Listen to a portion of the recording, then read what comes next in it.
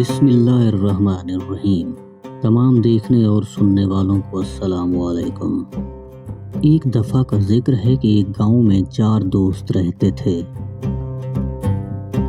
وہ چاروں بے حد نکمے اور کام چور تھے۔ وہ چاہتے تھے کہ ہمیں کوئی کام بھی نہ کرنا پڑے اور کھانے پینے اور رہنے کی ہر چیز بھی میسر آتی رہے۔ ان چاروں میں جو سب سے بڑا تھا وہ بہت چالاک اور ذہین تھا۔ اس نے باقیوں کو بے وقوف بنا کر پیسے بٹورنے کا ایک عجیب طریقہ بتایا۔ اس نے کہا، ہم کسی دوسرے گاؤں چلے جاتے ہیں، وہاں کے لوگ ہمارے لیے اجنبی ہوں گے اور ہم ان کے لیے اجنبی ہوں گے۔ ہم گاؤں کے امیر لوگوں کے پاس جا کر جھوٹ موٹ کی کہانیاں سنائیں گے اور اپنی مظلومیت بیان کریں گے۔ یوں ہمیں کچھ نہ کچھ پیسے مل ہی جائیں گے۔ تینوں دوستوں نے اس طریقے سے اتفاق کیا۔ چنانچہ اگلے ہی دن چاروں دوستوں نے رخت سفر باندھا اور ایک گاؤں میں جا پہنچے۔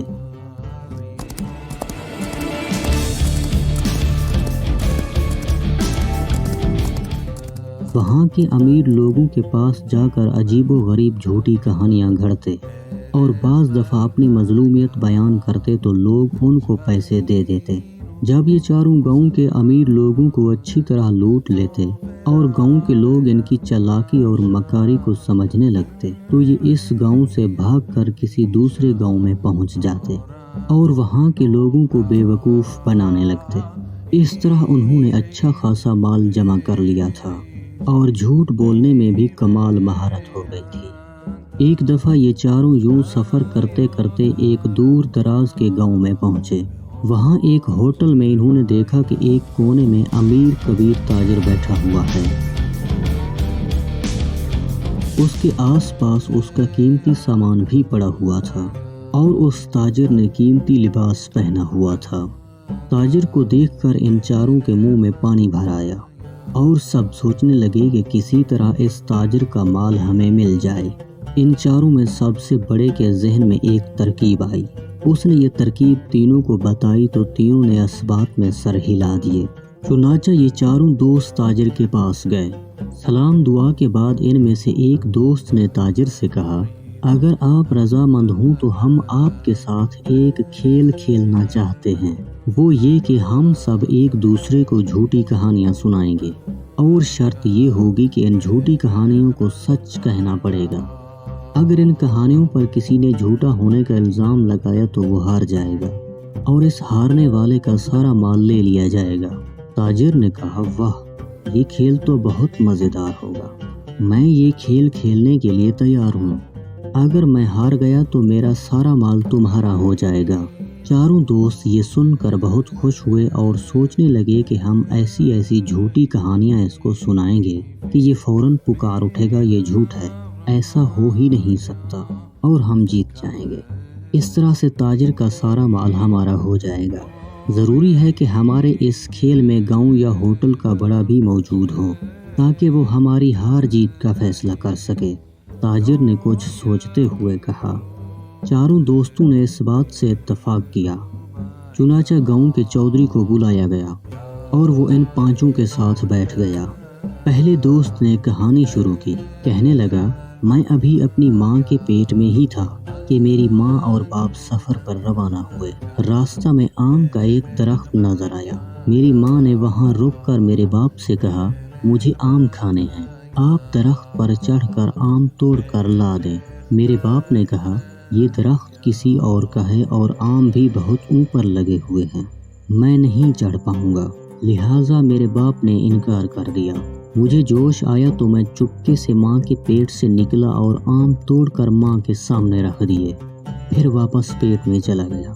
میری ماں اپنے سامنے آم دیکھ کر بہت خوش ہوئی اور مزے لے کر آم کھانے لگی۔ پہلے دوست نے کہانی سنا کر تاجر کی طرف سوالیہ نظروں سے دیکھا۔ تاجر نے کہا، واہ، کیا زبردست کہانی ہے، آپ نے اتنی چھوٹی سی عمر میں اپنی ماں کی خدمت کی، یہ کہانی کیسے جھوٹی ہو سکتی ہے؟ یہ بالکل سچی کہانی ہے۔ پہلے دوست نے جب یہ سنا تو منہ بنا کر ایک طرف بیٹھ گیا۔ اب دوسرے دوست کی باری تھی۔ وہ کہنے لگا، میری عمر ابھی صرف 7 سال تھی، مجھے شکار کھیلنے کا بے حد شوق تھا۔ ایک دفعہ میں جنگل میں گیا वहाँ अचानक मुझे दूर एक खरगोश नजर आया। मैं उसके पीछे दौड़ पड़ा, यहाँ तक कि मैं उसके करीब पहुँच गया। जब मैं उसके करीब पहुँचा तो मालूम हुआ कि वो खरगोश नहीं बल्कि शेर है। शेर ने मुझे देखकर मेरी तरफ बढ़ना शुरू किया। अब तो मैं बहुत घबरा गया और शेर से कहा, देखो शेर भाई, मैं तो तुम्हारे पीछे सिर्फ इसलिए आया था कि मुझे लगा जैसे आप खरगोश हो। खुदा के लिए मुझे जाने दो। लेकिन शेर ने मेरी बात नहीं मानी और दहाड़ने लगा। मुझे भी गुस्सा आ गया और मैंने एक जोरदार थप्पड़ शेर को मारा। शेर वहीं दो टुकड़े होकर मर गया। वाह वाह, क्या बहादुरी है! बंदे को ऐसा ही बहादुर होना चाहिए। ये कहानी बिल्कुल झूठी नहीं हो सकती। ताजिर ने दूसरे दोस्त की कहानी सुनकर उसे दाद देते हुए कहा। अब वो दोनों दोस्त जिन्होंने कहानी सुनाई थी, उन्होंने अपने तीसरे साथी को चुपके से आंख मारी कि तू कोई ऐसी गजब की कहानी सुना जिसे ताजिर फौरन झूठ मान ले।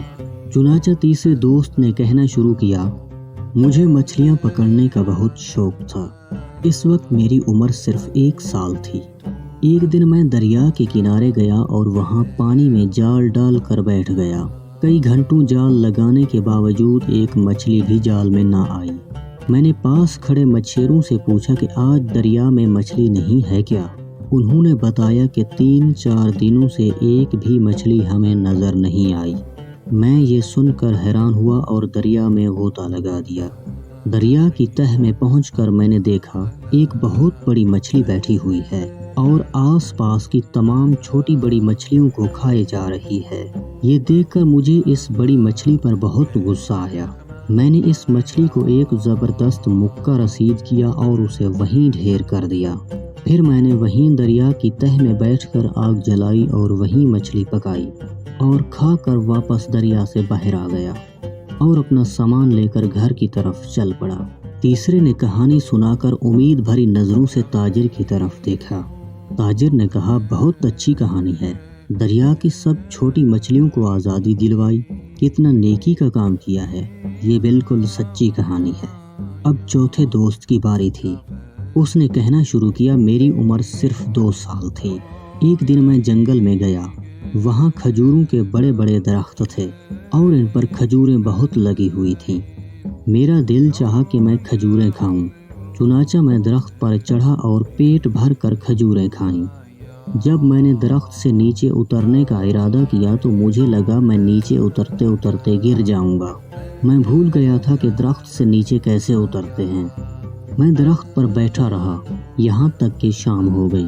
अचानक मेरे जहन में एक तरकीब आई कि क्यों ना मैं गांव से सीढ़ी लाकर उसके जरिए से नीचे उतरूं। चुनाचा मैं गांव गया, वहां से सीढ़ी उठाकर दरख्त के साथ लगाई और उसके जरिए से नीचे उतर गया। अब चारों दोस्तों ने उम्मीद भरी नजरों से ताजिर को देखा कि अब जरूर कह देगा कि ये झूठी कहानी है। लेकिन ताजिर ने आगे बढ़कर चौथे से हाथ मिलाया और कहने लगा, क्या जबरदस्त दिमाग पाया है। ऐसी तरकीब तो बहुत ज़हीन आदमी के जहन में आ सकती है। बिल्कुल सच्ची कहानी मालूम होती है। अब तो चारों बहुत घबराए कि कहीं हम हार न जाएं और हमारा सारा माल ये ताजिर ले उड़े। कहानी सुनाने की बारी अब ताजिर की थी। ताजिर कहने लगा, मैंने बहुत साल पहले एक खूबसूरत बाग लगाया था। उस बाग में एक सुनहरे रंग का बहुत नायाब दरख्त था। मैं उसकी खूब हिफाजत करता था और इसको रोज पानी देता था। यहाँ तक कि 1 साल बाद इस दरख्त पर 4 सुनहरे रंग के सेब नमूदार हुए। वो सेब बहुत खूबसूरत थे, इसीलिए मैंने इनको नहीं तोड़ा और दरख्त पर लगा रहने दिया। एक दिन मैं अपने बाग में काम कर रहा था कि अचानक इन 4 सेबों में से एक आदमी निकला। क्योंकि ये 4 आदमी मेरे बाग के एक दरख्त से निकले थे, इसलिए मैंने इनको अपना गुलाम बनाकर 4 को काम पर लगा दिया। लेकिन ये 4 बहुत निकम्मे और कामचोर थे। एक दिन ये 4 भाग गए और खुदा का शुक्र है आज वो 4 गुलाम मेरे सामने बैठे हैं। ये कहानी सुनकर 4 दोस्तों के अवसान खता हो गए। गांव के चौधरी ने पूछा, हम बताओ ये कहानी सच्ची है या झूठी।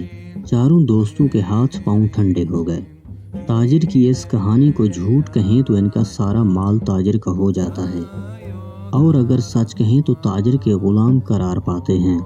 चुनाचा 4 खामोश हो गए, ना हाँ में जवाब दिया और ना ही ना में। गांव के चौधरी ने इनको चुप देखकर ताजिर के हक में फैसला कर दिया कि ये चारों तुम्हारे गुलाम हैं। ये सुनकर वो चारों ताजिर के कदमों में गिर पड़े और माफिया मांगने लगे। ताजिर ने चौधरी से कहा, ये चारों भागते हुए मेरा सारा सामान भी ले गए थे। चलो मैं इनको आज़ाद करता हूँ, लेकिन इनके पास जो माल है वो मेरा है। चुनाचा गांव के चौधरी ने इन चारों दोस्तों के पास जितना माल था वो सारा ताजिर को दे दिया। वो ताजिर सारा सामान और माल और दौलत लेकर चला गया। ये चारों बहुत सख्त पशेमान हुए। इन्हें झूठ की निहायत बुरी सजा मिली थी।